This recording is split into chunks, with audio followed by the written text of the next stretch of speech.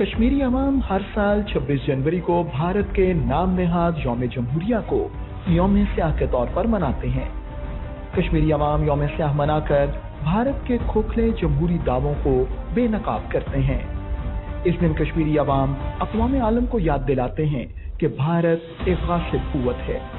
Article 370 کی تنسیخ نے ثابت کر دیا ہے کہ بھارت کا جمہوریت کا دعویٰ محض ایک ڈھونگ ہے۔ مودی حکومت کے 5 اگست 2019 کے اقدامات نے بھارت کے جمہوری دعووں کی قلعی کھول دی ہے۔ وزیر اعظم آزاد کشمیر چوہدری انوار الحق کا کہنا ہے، ہندوستان کی جمہوریت اور سیکولرزم دنیا کی آنکھوں میں دھول جھونکنے کے لیے سب سے بڑا فراڈ ہے۔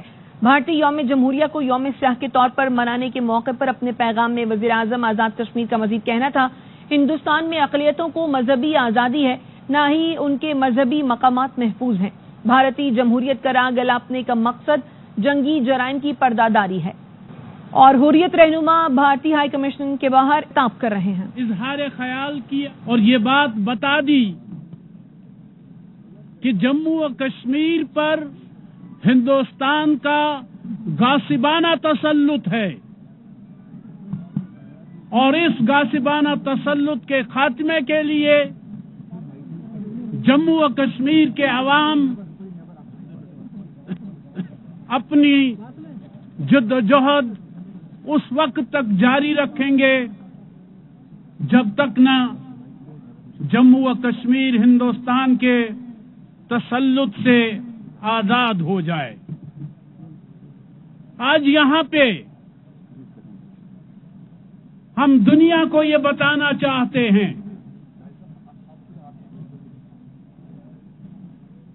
کہ ہندوستان نے ایک آئین منظور کیا، ایک آئین پاکستان نے منظور کیا۔ ہندوستان کے آئین نے جموں و کشمیر کو اپنا اٹوٹ انگ قرار دیا، جبکہ پاکستان کے آئین نے آرٹیکل 257 کے ذریعے یہ بتا دیا when the people of the state of Jammu and Kashmir decide to accede to Pakistan, the relationship between Pakistan and that state shall be determined in accordance with the wishes of the people of that state. اس بنیاد پہ الحاق کے بعد بھی پاکستان کا آئین، پاکستان کا دستور یہ کہتا ہے کہ کشمیری پاکستان کے ساتھ کیا رشتہ رکھنا چاہتے ہیں، یہ فیصلہ کرنے کا اختیار بھی کشمیریوں کو حاصل ہے۔ تو اس لحاظ سے ہم فرق کرتے ہیں ہندوستان اور پاکستان کے درمیان۔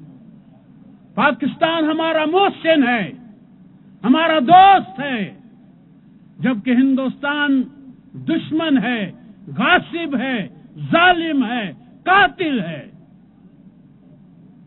اور آج جب ہم ہندوستان کے یوم جمہوریہ کو یوم سیاہ کے طور پر منا رہے ہیں، میں چاہتا ہوں کہ ہم تینوں اکائیاں ریاست کی،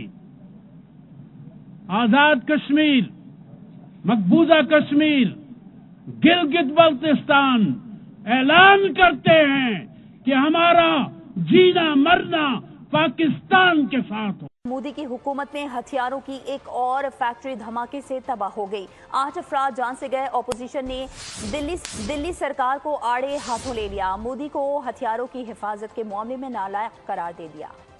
مودی سرکار کی نااہلی کا ایک اور واقعہ، بھارتی ریاست مہاراشٹر کی ہتھیار ساز آرڈیننس فیکٹری میں ہولناک دھماکہ ہو گیا، کئی افراد کی جان چلی گئی۔ واقعہ ضلع بھنڈرا کے علاقے جواہر نگر میں پیش آیا۔ دھماکہ اسلحہ ساز فیکٹری کے ایک سیشن میں صبح 10:30 بجے ہوا۔ مقامی لوگوں کے مطابق دھماکہ اتنا شدید تھا کہ اس کی آواز 5 کلومیٹر دور تک سنی گئی۔ دھماکے سے بہت سے افراد زخمی بھی ہوئے۔ اپوزیشن رہنماؤں نے اس حادثے کو مودی سرکار کی ناکامی قرار دے دیا۔ ہتھیاروں کی ہینڈلنگ اور حفاظتی معیار کو یقینی بنانے میں بھارتی نااہلی ماضی کے مختلف واقعات سے ثابت ہو چکی ہے۔ اکتوبر 2024 میں بھارتی ریاست مدھیہ پردیش میں واقع آرڈیننس فیکٹری میں خوفناک دھماکہ ہوا تھا، کئی لوگ ہلاک اور زخمی ہوئے تھے۔ بھارتی فوج کی نااہلی اور غیر پیشہ ورانہ رویے کے باعث ایمونیشن اور ہتھیاروں کی جگہ پر آئے روز حادثات رونما ہوتے رہتے ہیں۔ Indian Army Chief has called Pakistan the epicenter of terrorism. This is not the first time that Indian leadership has made such absurd accusations on Pakistan. They have always used Pakistan as a scapegoat to divert the attention of international community from the violations of minority rights at the hands of extremist Hindu organizations in India. Exercising his right of reply, Director General ISPR strongly rejected Indian Army Chief's false allegations and accused India of using these claims to overshadow state-sponsored brutalities in Indian illegally occupied Jammu and Kashmir, where the Indian military has faced criticism for human rights abuses. It is India which seeks expansion of territory through unilateral measures to consolidate its occupation of Jammu and Kashmir in gross violation of international law and threats to cross the line of control to take over the liberated territory of Azad Jammu and Kashmir. It is ironic that a country which uses terrorism as an instrument of state policy should attempt to point fingers at others. Pakistan strongly rejects the baseless accusations and unfounded assertions made by India's Defence Minister and Chief of Army Staff on 13th and 14th January 2025.